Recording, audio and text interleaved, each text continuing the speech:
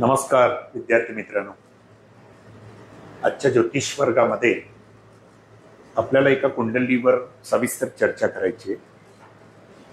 पण चर्चेचा विषय असा आहे,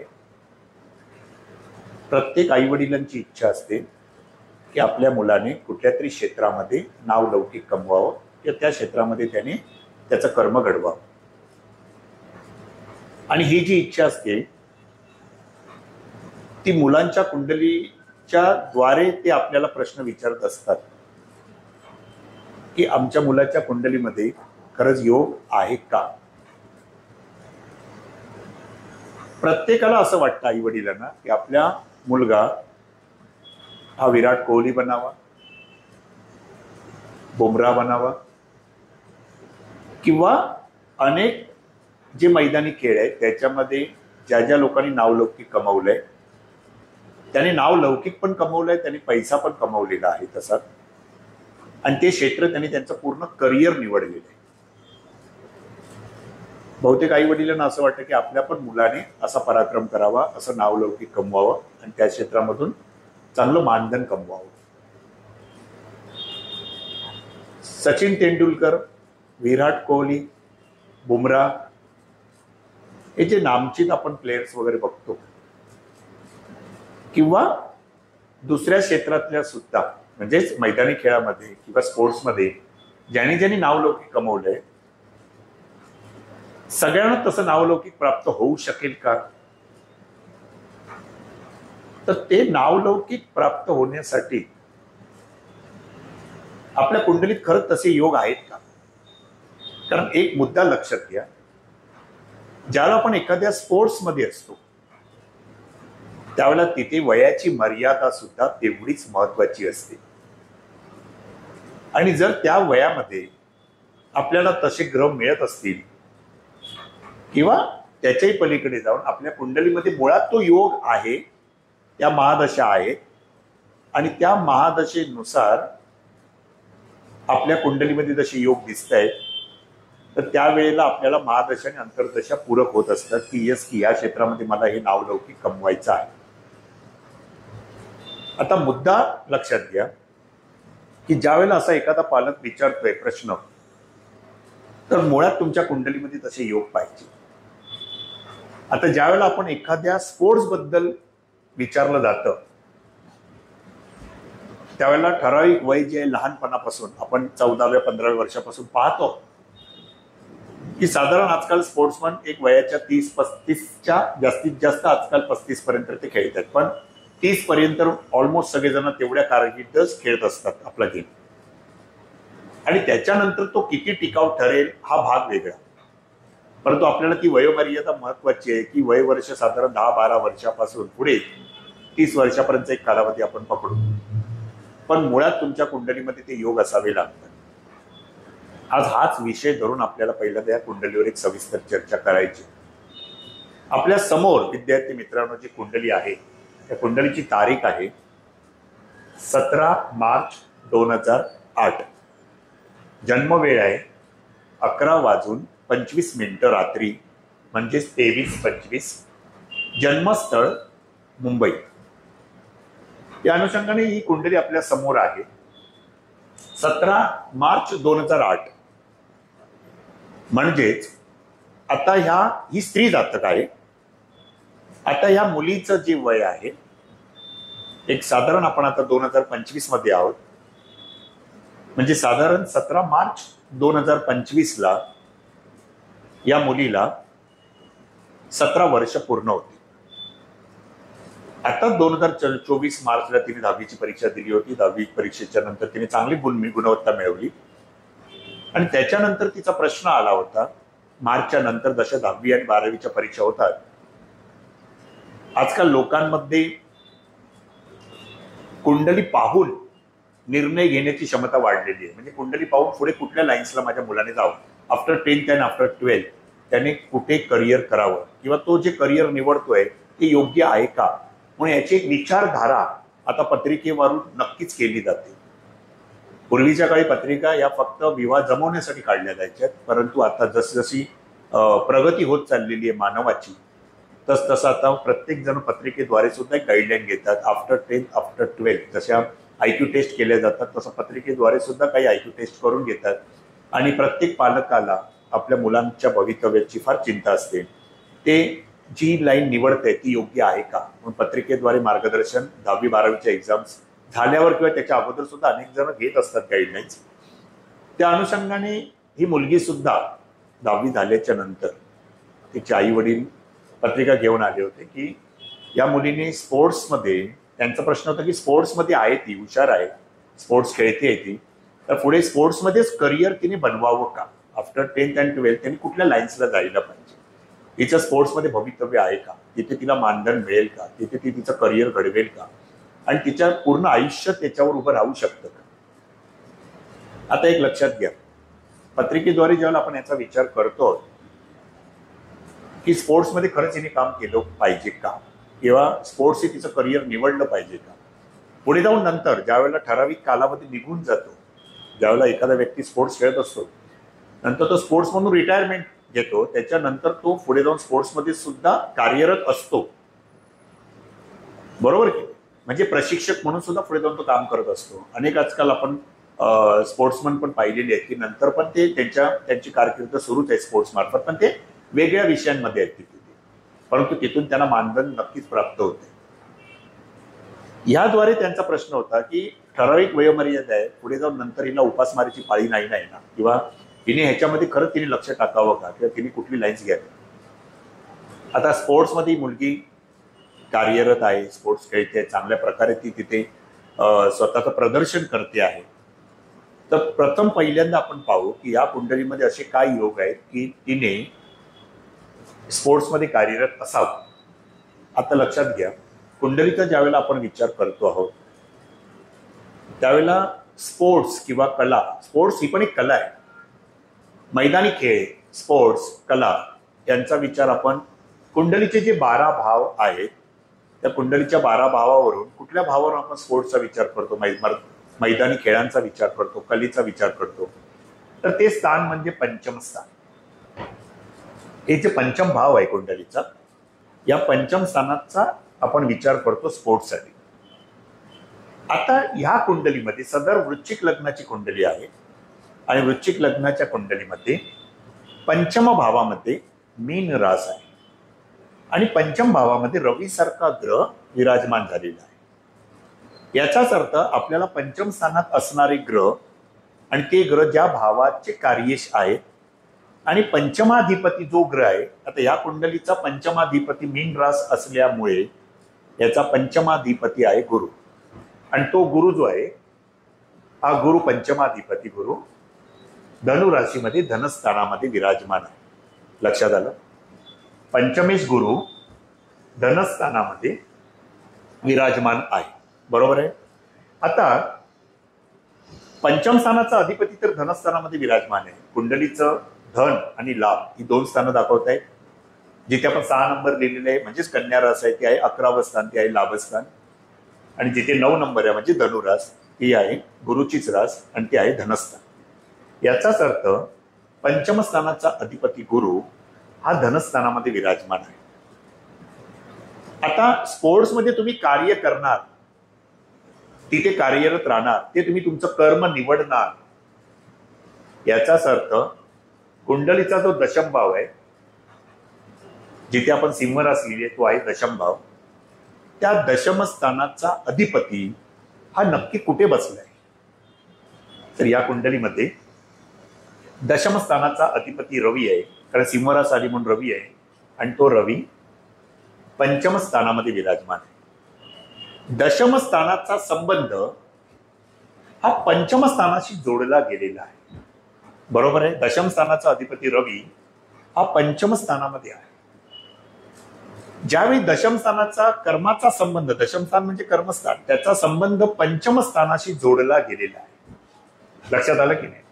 याचाच अर्थ इथे पंचम स्थानाशी ज्यावेळी याचा संबंध जोडला गेलेला आहे त्यावरून कर्माचा संबंध पंचम स्थान म्हणजे स्पोर्ट्स, मर्दानी खेळ, मैदानी खेळ, आणि पंचम स्थानाचा अधिपती गुरु धनस्थानामध्ये विराजमान आहे, धनस्थानामध्ये विराजमान, बरोबर आहे.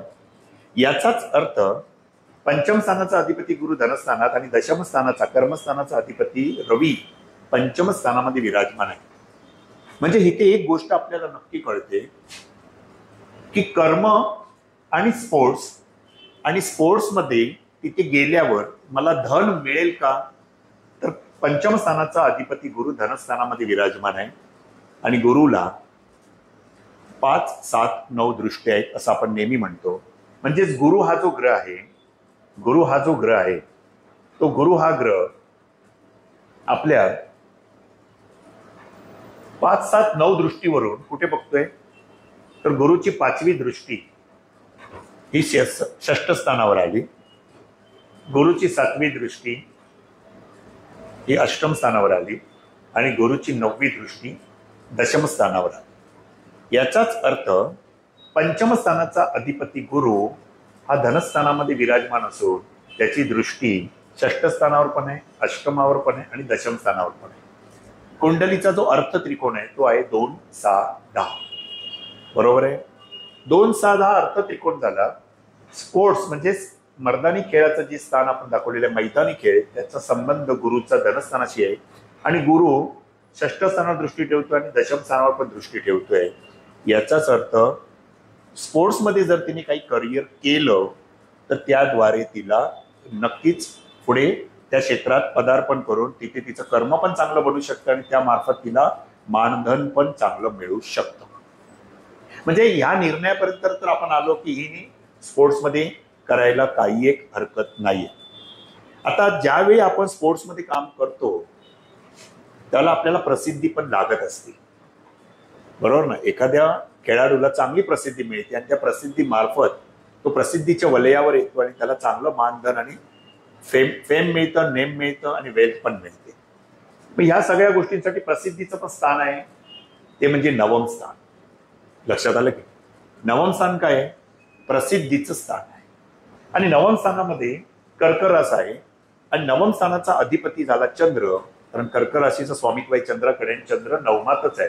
म्हणजे आपण असं म्हणतोय नवम स्थानाचा अधिपती चंद्र नवम स्थानातच विराजमान आहे. आता चंद्र हा जो ग्रह आहे तो पुष्य नक्षत्रामध्ये आहे. चंद्र हा जो ग्रह आहे तो पुष्य नक्षत्रामध्ये आहे आणि पुष्य नक्षत्र कोणाचं आहे मित्रांनो, पुष्य नक्षत्र आहे शनीचं. याचाच अर्थ चंद्र शनीच्या नक्षत्रामध्ये आहे आणि शनी या कुंडलीमध्ये दशम स्थानामध्येच विराजमान झालेला आहे. चंद्र नवम स्थानाचा अधिपतीचा दशम स्थानाशी संबंध आला. आता ज्या वेळी तुम्ही स्पोर्ट्समध्ये काम करत असता त्यावेळी तुम्ही पराक्रम गाजवणं अत्यंत गरजेचं असतं. कुठल्याही क्षेत्रात तुम्ही काम करताय त्याला तुमचा विजय प्राप्त व्हायला पाहिजे, पराक्रम तुमचा व्हायला पाहिजे. कुंडलीमध्ये जिथे आपण एफर्ट्स टाकतो, एफर्ट्सचं स्थान कुठलं आहे, पराक्रमाचं स्थान कुठलं आहे, ते म्हणजे तृतीय स्थान. जिथे आपण 10 नंबर लिहिलंय म्हणजेच मकर रास आहे, हे आहे तृतीय स्थान कुंडलीचं. प्रथम, द्वितीय, तृतीय. तृतीय स्थानाचा अधिपती कोण झाला, तृतीय स्थानाचा अधिपती मकर रास असल्यामुळे आहे तो शनी. आणि हा जो शनी आहे हा शनी स्वतः पराक्रमेश होऊन दशम स्थानामध्ये विराजमान आहे, सिंह राशीमध्ये, अग्नितत्वाच्या राशीमध्ये. पराक्रमाचे जे स्वामी असतात ते जर का पापग्रह असतील तर अशी व्यक्ती उत्तम लढवय्या असते आणि शिवाय ते पापग्रह जर का अग्नितत्वाच्या राशीमध्ये असतील, बघा लक्षात घ्या, शिवाय ते पापग्रह अग्नितत्वाच्या राशीमध्ये असतील. अग्नितत्वाच्या राशी कुठले, मेष, सिंह, धनु. तर अशी व्यक्ती अग्नितत्वाच्या राशीत असल्यावर अशी व्यक्ती एकदम कणखर असते. कारण जर तुम्हाला मैदानी खेळामध्ये पुढे यायचं असेल तर तुम्हाला तिथे शिस्तबद्धता पण असावी लागते. असं नाही की मी आज एक दिवस मैदानावर गेलो आणि नंतर मी महिनाभर मैदानावर गेलो नाही, असं नाही व्हायला पाहिजे. कुठल्याही गोष्टीचं सातत्य असतं, मेहनत करायची तयारी असते, संघर्ष करायची तयारी असते, त्यावेळेला तुम्हाला यश मिळतं. प्रत्येक मनुष्य माझ्याकडे येताना विचारतो मला यश मिळेल का.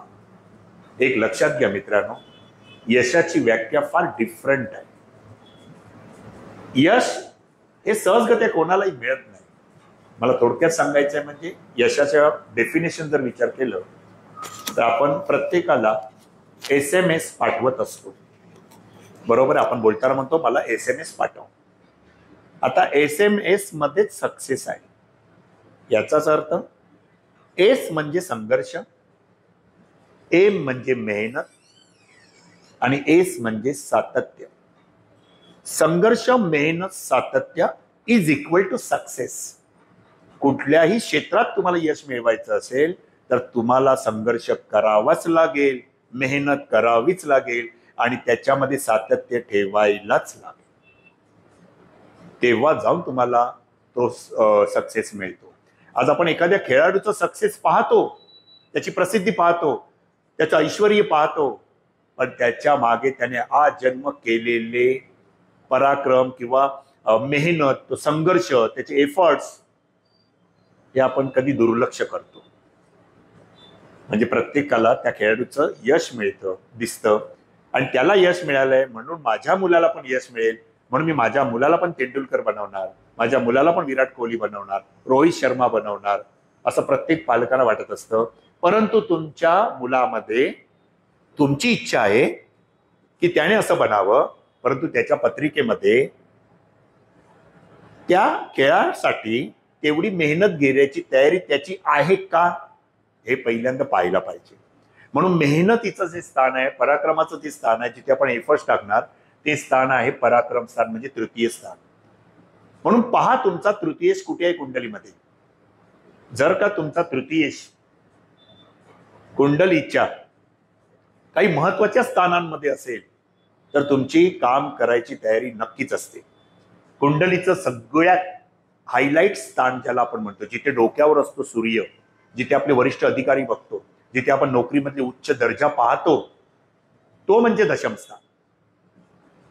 आणि इथे सूर्य 12 ते 2 ला दुपारी असतो. हे आपल्या डोक्यावरचं स्थान आहे, म्हणजे कर्माचं स्थान आहे, पण तिथे तुमचे उच्च अधिकाराचे पण स्थान आहे. जर का तुमचा तृतीयेश दशमातच असेल तर तुम्ही स्वपराक्रमाने तुमच्या कर्मामध्ये वाढ कराल, स्वपराक्रमाने तुम्ही तुमचं कर्म घडवाल आणि तुमचं एकच लक्ष असतं की मी स्वतः माझा पराक्रम करू, मी स्वतःच्या इच्छेने कसा पुढे जाईल. ह्या मुलीच्या कुंडलीमध्ये सुद्धा एक पाहायला मिळतोय गुणधर्म, चांगला गुणधर्म आहे तो, की तृतीय शनी हा दशम स्थानामध्ये बसलेला आहे, सिंह राशीमध्ये, अग्नितत्वाच्या राशीमध्ये. म्हणजेच मला मैदानी खेळामध्ये नक्की पुढे यायचं आहे आणि त्याची तेवढी तयारी करण्याची ताकद माझ्यामध्ये नक्कीच आहे. मी पाहिला तिचा तृतीय शनी हा सुद्धा कर्मस्थानामध्ये बसलेल्या दशम स्थानामध्ये, सिंह राशीमध्ये. दशम स्थानाचा अधिपती रवी पंचम स्थानाशी जोडला गेलेला आहे आणि पंचम स्थानाचा अधिपती गुरु धनस्थानाशी जोडला गेलेला आहे. म्हणजे जर का या मुलीने आता वयाच्या 17व्या वर्षापासून पुढे जी 10वीच्या नंतर करिअर निवडते, जर तिने ते करिअर स्पोर्ट्समध्ये निवडलं तर हिची मेहनत करायची तयारी आहे. ती कुठल्याही क्षेत्रामध्ये नक्कीच पराक्रम गाजवू शकते. आणि ज्या वेळेला तिला ती मेहनत करायची आहे, ते वय फार मॅटर करतं. त्या वयामध्ये तुम्हाला असणारी दशा, कारण तुमच्या आणि आमच्या कुंडलीमध्ये प्रत्येक ग्रहाची दशा सुरू असते, त्या दशेचा कालावधी सुरू असतो आणि त्या दशेमध्ये तो ग्रह तुम्हाला इच्छुक आहे का तो इव्हेंट देण्यासाठी, तर त्या दशेमध्ये तुम्हाला त्या ग्रहाच्या अधिपत्याखालच्या सगळ्या गोष्टी नक्कीच प्राप्त होऊ शकतात. आता वय वर्ष 17 आहे, पुढे तिला करिअर स्पोर्ट्समध्ये घडवायचं असेल तर 30 पर्यंत अजून 13 वर्ष आहेत. तरी 13 वर्ष तिच्यासाठी काय कोण दशा येणार आहे. तर आता लक्षात घ्या, सध्या या मुलीला बुधाची महादशा सुरू आहे आणि बुधामध्ये शनीची अंतर्दशा सुरू आहे. बघा, बुध महादशा आहे आणि शनी अंतर्दशा आहे आता तिला. याचाच अर्थ ही जी शनी अंतर्दशा आहे ती 2026 डिसेंबर पर्यंत आहे आणि आता जातकाला बुध महादशेमध्ये शनी अंतर्दशा आहे. बुध महादशा विषोत्तरी महादशेमध्ये 17 वर्षासाठी असतो. 17 वर्षांनी बुधाची महादशा संपते आणि नंतर बुधाच्या नंतर लागते ती महादशा केतूची. ती 7 वर्षासाठी असते. केतूच्या नंतर दशा येते शुक्राची, ती 20 वर्ष येते. आता हा जर रेशिओ आपण पाहिला तर सदर स्त्री जातक बुध महादशेमध्ये आहे आणि शनी अंतर्दशेमध्ये. बुधामध्ये शनीची अंतर्दशा शेवटची असते आणि मग बुध महादशा संपते. आपणा सर्वांना माहितीच आहे. म्हणजे 2026 डिसेंबर पर्यंत शनी अंतर्दशा आहे. जशी शनी अंतर्दशा संपली की बुध महादशा सुद्धा संपुष्टात येणार. मग पुढे काय? तर पुढे बुधाच्या नंतर येणार तो म्हणजे केतूची दशा. लक्षात आलं? बुधाच्या नंतर कोणाची दशा लागते? तर ती आहे केतूची दशा. म्हणजे केतू दशेमध्ये येणार आहे ती. आणि केतूची महादशा ही 7 वर्षासाठी येणार. आता आपण 2025 मध्ये आहोत. 2026 डिसेंबर पर्यंत बुधामध्ये शनीची अंतर्दशा आहे. शनी पराक्रमेश होऊन दशम स्थानामध्ये विराजमान आहे. याच्यामध्ये जर विचार केला तर 2026 डिसेंबर पर्यंत बुधामध्ये शनी आहे. 2026 ला, आता आपण 2025 मध्ये आहोत, आता तिला मार्चला 17 मार्चला 17 वर्ष पूर्ण होणार. 2026 डिसेंबरला ती 18व्या वर्षात पदार्पण केलेलं असणार आणि 2026 डिसेंबरला तिला बुधाची महादशा संपते. पुढे 2026 म्हणजे 27 पासून 7 वर्ष तिला केतूची महादशा लागेल. म्हणजेच वयाच्या 18व्या वर्षापासून 7 वर्षासाठी सदर जातक केतूच्या महादशेमध्ये येणार. बरोबर आहे? आता ही जी केतूची महादशा आहे ही महादशा तिला 7 वर्षासाठी लागणार. आता 7 वर्ष केतू राज्य करणार. याचाच अर्थ केतू कुंडलीमध्ये दशम स्थानामध्ये विराजमान आहे. आता केतू दशम स्थानामध्ये विराजमान आहे म्हणजे कर्मस्थानातच विराजमान आहे. पण तुम्हाला आणि आपल्याला सगळ्यांना माहिती आहे की राहू आणि केतू हे दोन्ही ग्रह भाड्याने राहतात. ते भाडेकरू आहेत. याचाच अर्थ काय? ते ज्या राशीमध्ये असतात त्या राशीचं पण काम करतात. सदर कुंडलीमध्ये केतू हा ग्रह सिंह राशीमध्ये विराजमान आहे. याचाच अर्थ जशी केतूची महादशा सुरू झाली तसाच रवीचा पण आपल्याला विचार करावा लागेल. कारण सिंह राशीचा स्वामी आहे रवी आणि हिचा दशम स्थानाचा अधिपतीच रवी आहे. तो रवी दशमेश होऊन पंचम स्थानामध्ये विराजमान आहे. म्हणजेच कर्मस्थानाचा संबंध हा मैदानी खेळाशी लागलेलाच आहे, स्पोर्ट्सशी लागलेलाच आहे. म्हणजे केतूची जी महादशा पुढे 7 वर्ष लागणार आहे त्या महादशेमध्ये रवी पण काम करणार आहे आणि रवी स्वतः जाऊन बसलेला आहे दशमाचा अधिपती होऊन पंचम स्थानामध्ये. ही गोष्ट नक्कीच चांगली आहे.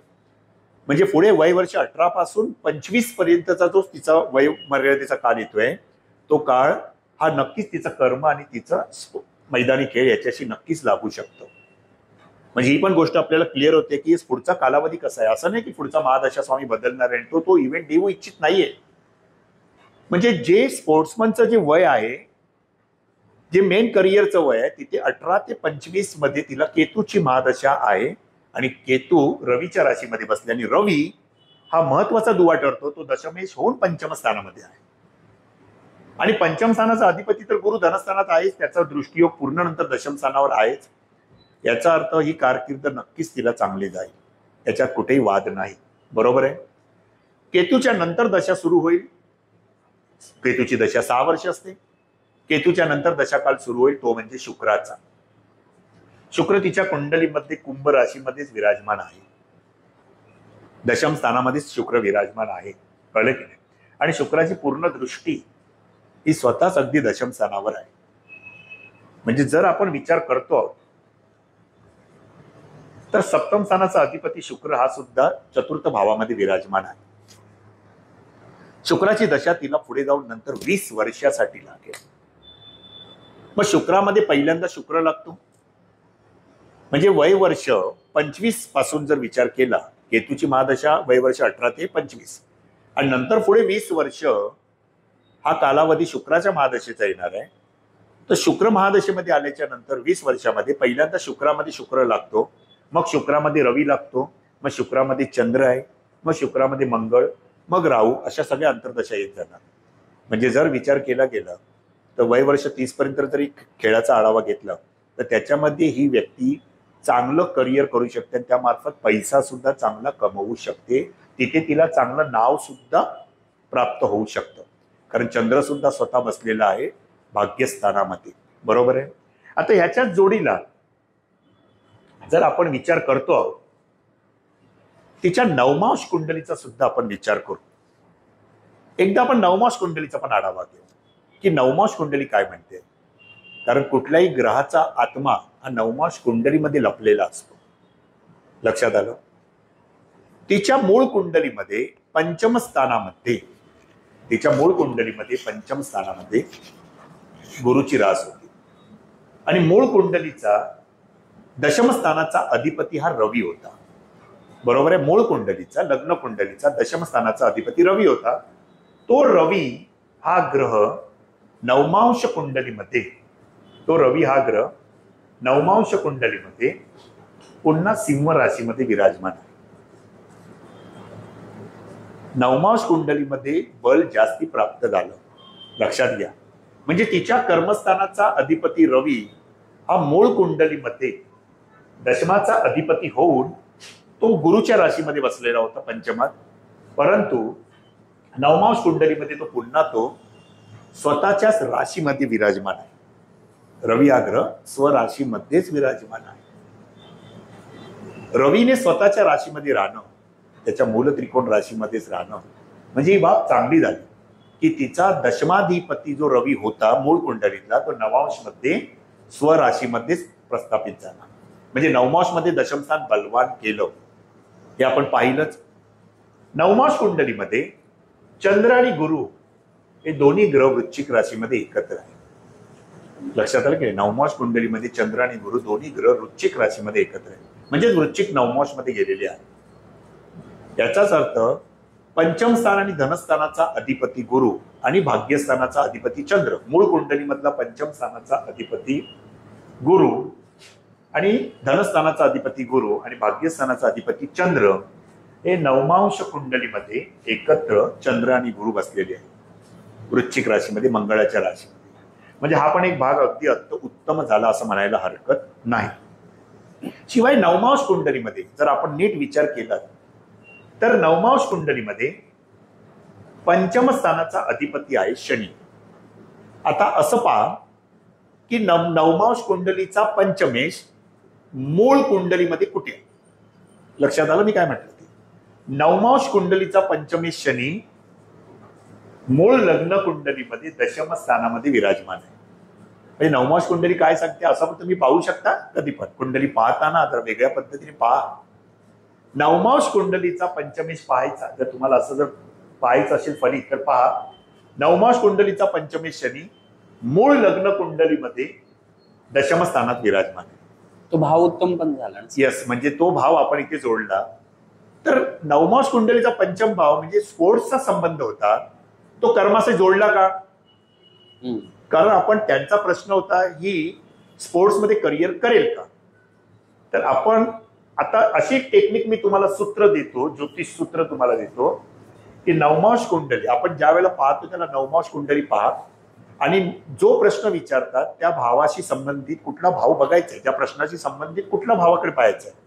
तर आपण सगळे मैदानी खेळ कुठे पाहतो, स्पोर्ट्स वगैरे पंचम स्थान. मग पंचम स्थानाचा अधिपती कोण झाला, मकर रास आल्यामुळे शनी. हा शनी मूळ कुंडलीमध्ये कुठे आहे, दशम स्थानात, कर्मस्थानात. याचाच अर्थ तिचा स्पोर्ट्सचा संबंध कर्माशी जोडला गेला. कळलं तुम्हा लोकांना एकदम. बरोबर आहे. म्हणजे ही पण एक पद्धत पहा, म्हणजे तुम्हाला सहजगत एक सोपं सूत्र तुम्हाला इथे पाहायला मिळेल. नवमांश कुंडलीचा पंचमेश हा जो आहे तो नवमांश कुंडलीमध्ये सुद्धा दशम स्थानाशी जोडलेला आहे. दिसला का तुम्हाला. म्हणजे नवमांश कुंडलीचा पंचमेश शनी हा मूळ कुंडलीमध्ये दशमा आणि नवमांश कुंडलीचाच पंचमेश शनी हा त्याच नवमांश मध्ये पुन्हा दशमा. भाव उत्तम झाला. बरोबर आहे. अगदी छान अगदी गोष्ट मिळाली आपल्याला. आणि पुन्हा ती वायू तत्वाची रास आलेली आहे, म्हणजे नक्कीच या ठिकाणी स्पोर्ट्सशी वगैरे चांगले संबंध येऊ शकतात. आता नवमांश कुंडलीचा हा जो धनेश शनी जो आहे, नवमांश कुंडलीचा धनेश शनी, धनेश शुक्र, माफ करा, नवमांश कुंडलीमध्ये धनस्थानामध्ये तो रास आली. म्हणजे नवमांश कुंडलीचा धनेश शुक्र हा पुन्हा नवमास मध्ये पंचमातच आहे. हम्म. दिसला. आणि पुन्हा पराक्रमेश आहे तो मंगळ, तो पुन्हा पंचम स्थानामध्ये जोडला गेलेला आहे. बरोबर आहे. म्हणजे ही पण गोष्ट आपल्याला काय दाखवते, ही पण गोष्ट आपल्याला दाखवते की पंचम स्थानाशी हा संबंध जोडला गेलेला आहे. म्हणजे इथे जर विचार करतो आपण तर हा जो भाग्येश शुक्र आहे, नवमास कुंडलीचा भाग्येश जो शुक्र आहे, तो मूळ कुंडलीमध्ये चतुर्थ स्थानामध्ये आहे. चतुर्थ स्थान प्रॉपर्टीचं पण एक स्थान आहे असं आपण म्हणतोय, परंतु चतुर्थ स्थान या स्थानातला ग्रह पुन्हा नंतर दशम स्थानाला बघतोय. याचाच अर्थ नवमास कुंडलीचा भाग्येश शुक्र हा नवमास मध्ये सुद्धा पंचमात आलेला आहे. बरोबर आहे. आणि पराक्रमेश मंगळाबरोबर आलेला आहे. चंद्र आणि गुरु हे दोन्ही ग्रह एकत्र बसलेले आहेत, पुन्हा ते भाग्यस्थानाला पाहत आहे. आणि पंचम स्थानाचा अधिपती शनी हा पुन्हा दशम स्थानामध्ये विराजमान झालेला आहे. म्हणजे या जर कुंडलीचं पाहिलं तर लाभेश जो आहे हा लाभेश चंद्र हा सुद्धा ग्रह पुन्हा नंतर पराक्रम स्थानामध्ये गुरु बरोबर आहे. म्हणजे जर विचार केला गेला या सदर कुंडलीचा तर आपण काय विचार करतो की करिअर खरंच खेळामध्ये ती करू शकते का, स्पोर्ट्स हे तिचं करिअर पुढे बनू शकतं का, त्याच्यातून तिला प्रसिद्धी आणि मानधन पैसा मिळू शकतं का, पुढे जाऊन त्या दशेमध्ये सुद्धा नंतर ती पैसा कमवू शकते का. अनेक स्पोर्ट्समन नंतर प्रशिक्षकाची पण कामं करतात, अनेक जण नंतर ट्रेनिंग देत असतात सगळ्या बाजूने पूर्ण, म्हणजे त्यांच्या पूर्ण बुद्धीचा विकास पण त्या ठिकाणी होत असतो. जर आता जर विचार केला गेला तर तिचे बुध, शुक्र, राहू, हर्ष हे सुद्धा कुंभ राशीमध्ये विराजमान आहे. बौद्धिक तत्वाच्या राशीमध्ये ते ग्रह विराजमान आहेत. मंगळासारखा ग्रह सुद्धा बौद्धिक तत्वाच्या राशीमध्येच आहे आणि गुरु पुन्हा नंतर त्या मंगळावर बघतोय. म्हणजे जर विचार केला गेला तर आपण त्यांना उत्तर देऊ शकतो की हो, तुमची मुलगी स्पोर्ट्समध्ये करिअर करेल का, कारण तिच्या महादशा सुद्धा तशाच दाखवते. बुधाची महादशा 2026ला संपणार, केतूची महादशा सुरू होणार, ती 7 वर्षाची महादशा निर्णायक घटक बनणार. 18 ते 25 हे वय तिच्यासाठी अत्यंत मोलाचं आहे, कारण दशम स्थानाचा अधिपती पंचम स्थानाला कनेक्ट झालेला आहे आणि पंचम स्थानाचा अधिपती गुरु पुन्हा धनात आहे. म्हणजे स्पोर्ट्स मार्फत ती कलेमार्फत पैसे कमवू शकते आणि गुरु पुन्हा धन त्रिकोणाला पूर्ण बघतोय 2, 6, 10. त्यामुळे पैसा उत्तमरित्या ती संचय करू शकते. म्हणजे केतूची दशा पण 25 पर्यंत निर्णायक ठरली आणि पुढे वय वर्ष 25 पासून 20 वर्षासाठी वय वर्ष 45 पर्यंत शुक्राची महादशा येणार आहे. म्हणजे शुक्र सुद्धा इथे पुन्हा दशमस्थानी सगळ्या गोष्टी ऍक्टिव्ह करतोच आहे. चांगल्या तऱ्हेने मानधन तिला मिळू शकतं. आणि पुढे जाऊन जर विचार केला तर शुक्राची महादशा संपल्याच्या नंतर कोणाची महादशा येते, ती म्हणजे रवीची महादशा येते आणि रवी तिच्या कुंडलीचा दशमस्थानाचा अधिपती होऊन पंचमातच आहे. म्हणजे पुढे जाऊन जर विचार करतोय वय वर्ष 45 पासून दशमस्थान आणि पंचमस्थान पुन्हा ऍक्टिव्ह करतोय, म्हणजे 45 ते पुन्हा नंतर रवीची महादशा येते 6 वर्षासाठी. म्हणजे वय वर्ष 45 ते वय वर्ष 51 ही सुद्धा तिला अगदी कर्म आणि स्पोर्ट्स याच्याबद्दल फार चांगला हुद्दा देऊ शकते. का, कारण रवीच्या महादशेमध्ये रवी हा ग्रह नवमांश कुंडलीमध्ये सिंह नवमांश मध्ये गेलेला आहे, म्हणजे स्वतःच्याच राशीमध्ये गेलेला आहे. मूल त्रिकोण राशीतच गेलेला आहे, तो स्वराशीमध्ये आहे. ज्यावेळी ग्रह नवमांश मध्ये स्वराशीत, उच्च राशीत, मूल त्रिकोण राशीत येतो, स्पोर्ट्सच्या निमित्ताने परदेश गमन पण होत राहतं. हो, अगदी परदेश गमन होऊ शकतं. अगदी स्पोर्ट्स खेळामार्फत पुन्हा ती परदेश गमन करू शकते. म्हणजे या ज्या सगळ्या गोष्टी आहेत, या सगळ्या गोष्टी उत्तमरित्या दाखवल्या जातात रवीच्या महादशेमध्ये पण. म्हणजे रवीची महादशा सुद्धा वय वर्ष 45 ते 51 जाईल आणि त्याच्यानंतर रवीच्या नंतर येणार ती म्हणजे चंद्राची महादशा 10 वर्षासाठी. वय वर्ष 51 ते वय वर्ष 61 चंद्राची महादशा आहे आणि चंद्र नवम स्थानातच विराजमान आहे. आणि चंद्र असा जर विचार केला तर तो पुष्य नक्षत्रामध्ये, पुष्य म्हणजे पुष्टी करणं, शनीच्या नक्षत्रामध्ये, आणि तिचा पराक्रम शनी दशमात आहे. म्हणजे जर विचार केला गेला तर एकंदरीत ज्या पूर्ण महादशेत रिटायरमेंट पर्यंत 60-61 वय पाहिलं तर या मुलीने आता स्पोर्ट्समध्ये आपलं करिअर घडवावं. स्पोर्ट्समध्ये तिला नेम, फेम, वेल्थ सगळं मिळू शकतं आणि त्याच्यानंतर ती स्पोर्ट्समध्ये पूर्ण मार्गदर्शक म्हणून सुद्धा पुढे जाऊन फार चांगल्या तऱ्हेने काम करू शकते. या सगळ्या एकंदरीत कुंडलीचं अनालिसिस करता ते 10वीची परीक्षा त्यांनी मागच्या वर्षी दिल्याच्या नंतर तिचे आई वडील माझ्याकडे आले आणि मुलीला पण घेऊन आले, कारण मुलीला पण काउन्सिलिंग करणं अत्यंत महत्वाचं असतं. कारण मुलांना करिअर घडवायचंय, मुलांना त्यांच्या पत्रिकेत काय आहे ते कळलं पाहिजे. म्हणून मुलगी पण आली होती, तिघेही आले, तिघेही बसले. त्याच्यानंतर पत्रिका ज्यावेळेला मी त्यांना अशी समजावून सांगितली त्याच्यानंतर त्यांना कळलं की येस स्पोर्ट्समध्ये आपण चांगल्या तऱ्हेने करू शकतो. आणि आता सुद्धा ती ज्या स्पोर्ट्समध्ये आहे त्याच्यानुसार तिने आता सुद्धा स्टेट लेवलला तिने आता सुद्धा एक गोल्ड मेडल्स मिळवलेलं होतं. आणि आता सुद्धा ती त्याच्यामध्ये सतत काम करते आहे. आणि एवढी स्पोर्ट्समध्ये 10वीला ती काम करून, म्हणजे 10वीला स्पोर्ट्समध्ये ती शाळेचं नावलौकिक करत होती. पण त्यावेळेला 10वीची मुलं, आई वडील असे म्हणतात 10वी आहे 12वी आहे, अभ्यास कर अभ्यास कर अभ्यास कर. जर अभ्यास कर म्हटलं तर तेंडुलकर होणारच नाही ना. तेंडुलकर होण्यासाठी तुम्हाला त्या विषयाचा अभ्यास करणं गरजेचं आहे. परंतु मित्रांनो, या मुलीने 10वीला सुद्धा 83% मार्क्स मिळवले. म्हणजे ती जास्तीत जास्त वेळ ही ट्रेनिंगसाठी द्यायची, स्पोर्ट्ससाठी द्यायची. ट्रेनिंगला जावं लागायचं तिला सारखं. आणि तिचं अभ्यासाकडे तेवढं लक्ष लागत नव्हतं. ती मुलगी मुळातच हुशार. का हुशार आहे? कारण तिचे शनी, राहू, हर्षल, बुध सगळे कुंभ राशीमध्ये बसले आहेत. मंगळ पण कुंभ राशीमध्ये, मिथुन राशीमध्ये बसलेले आहे. भौतिक तत्वाच्या राशीमध्ये तिचे ग्रह आहेत. मुलगी जात्याच हुशार होती. आणि त्याच्यामुळे तिने नक्कीच या ठिकाणी स्पोर्ट्स खेळून सुद्धा 83% मिळवले. पण तिचं मेन लक्ष होतं की मला स्पोर्ट्समध्ये करिअर घडवायचं आहे. या अनुषंगाने मी तिच्या आई वडिलांना सुद्धा सांगितलं आणि मुलीला पण काउन्सिलिंग केली की तू स्पोर्ट्समध्ये नक्कीच करिअर करू शकते. त्या उद्दिष्टाने तू कॉलेज शोध आणि त्या उद्दिष्टांची कॉलेजेस तुला स्पोर्ट्सला जास्तीत जास्त प्राधान्य देणार आहे. उद्या तुला नेम, फेम अँड वेल्थ चांगलं मिळू शकतं. तरी कुंडली तुमच्या समोर आहे. 17 मार्च 2008, 23-25 जन्मस्थळ मुंबई. तुम्ही एकदा पुन्हा या ठिकाणी कुंडलीचे सगळे अंश नक्षत्र घेऊन तुम्ही अभ्यास करू शकता. आणि नीट विचार करू शकता. आणि मुळात म्हणजे मी नेहमी तुम्हाला असं सांगतो, दशम स्थानाचा अधिपती पंचम स्थानाशी जोडलं तर पंचम स्थान एज्युकेशन आहे, शिक्षण आहे. म्हणजे उद्या पुढे जाऊन ही मुलगी कर्म तिचं त्या स्पोर्ट्स मार्फत ती उद्या कोच पण चांगली बनू शकते. पुढे करिअरमध्ये चांगली मार्गदर्शक बनू शकते. आणि त्याच कलेमार्फत, त्या स्पोर्ट्स मार्फत तिला धन पण मिळू शकते. म्हणजे इतर गोष्टी इथे क्लिअर झाली. आणि अजून एक गोष्ट मी तुम्हाला सांगतो की ज्या वेळेला दशम स्थानाचा अधिपती पंचम स्थानाशी जोडला जातो त्यावेळी कर्म आणि शिक्षण, हे विद्यार्थी आहेत पंचम स्थान आणि शिक्षण, तुमच्या घरातलं कोणतरी शिक्षण क्षेत्राशी संबंधित असू शकतं. बरोबर आहे? कोणतरी शिक्षण क्षेत्रामध्ये काम करणारं असू शकतं.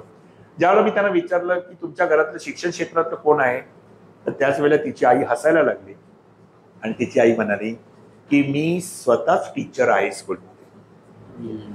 तेव्हा मला कळलं, म्हणजे आपण तेव्हा जाणू शकतो की ग्रह किती माणसाच्या आयुष्याशी जोडले जाऊ शकतात तंतोतंत.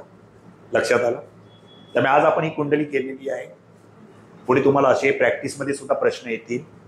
त्यावेळेला लक्षात घ्या, आपल्याला स्पोर्ट्समध्ये करिअर घडेल का, घडवू शकेल का, स्पोर्ट्समधून मानधन मिळेल का, तर त्याच्यासाठी आपल्याला पुढच्या येणाऱ्या महादशेचा पण विचार करावा लागेल.